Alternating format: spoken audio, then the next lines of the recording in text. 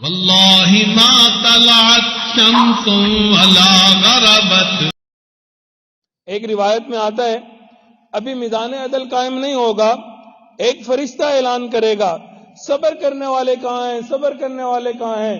چنانچہ صبر کرنے والے کھڑے ہو جائیں گے، وہ فرشتہ ان کو لے کے جنت کی طرف جائے گا، کہے گا جاؤ. وہ صبر کرنے والے سارے کے سارے جنت کے دروازے پہ پہنچ جائیں گے. جنت کے دروازے پہ جو رضوان کھڑے ہوں گے، جو داروغہ ہوں گے، حیران ہوں گے، یا اللہ ابھی تو میزان عدل بھی قائم نہیں ہوا اور یہ جنت میں داخل ہونے کے لیے یہاں پہنچ گئے، اور یہ آپ کے بندے جنت میں داخل ہونا چاہتے ہیں. اللہ رب العزت فرمائیں گے، وہ پوچھیں گے اللہ میرے لیے کیا حکم ہے؟ پروردگار عالم فرمائیں گے انما یوفی الصابرون اجرهم بغیر حساب. یہ میرے وہ بندے ہیں جن کے ساتھ میں نے بلا حساب کتاب معاملہ کرنا ہے.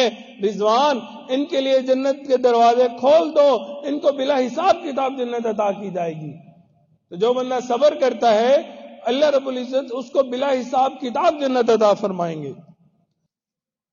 حضرت عبداللہ بن سلام رضی اللہ تعالیٰ عنہ فرماتے ہیں قیامت کا دن ہوگا، حساب کتاب ابھی قائم نہیں ہوا ہوگا، ایک منادی اعلان کرے گا جن لوگوں کا اللہ رب العزت پر حق ہے وہ اپنا حق لے لیں. مخلوق حیران ہوگی کہ اللہ رب العزت پہ کس کا حق ہو سکتا ہے، کون اللہ رب العزت سے اپنا حق مان سکتا ہے؟ فرشتہ کہے گا جس بندے کو دنیا میں کوئی غم پہنچا جس کی وجہ سے اس کی آنکھ پرنم ہو گئی، آنکھ پرنم ہو گئی، آنسو نکل آیا، اب اس بندے کا اللہ رب العزت پر حق ہے، یہ ان پرنم آنکھوں کا بدلہ اپنے پروردگار سے لے لے. چنانچہ لوگ کھڑے ہو جائیں گے، مجھے بھی غم ملا تھا، مجھے بھی دکھ ہوا تھا، مجھے بھی تکلیف پہنچی تھی، میری آنکھیں پرنم ہو گئی تھی، میں رو پڑا تھا.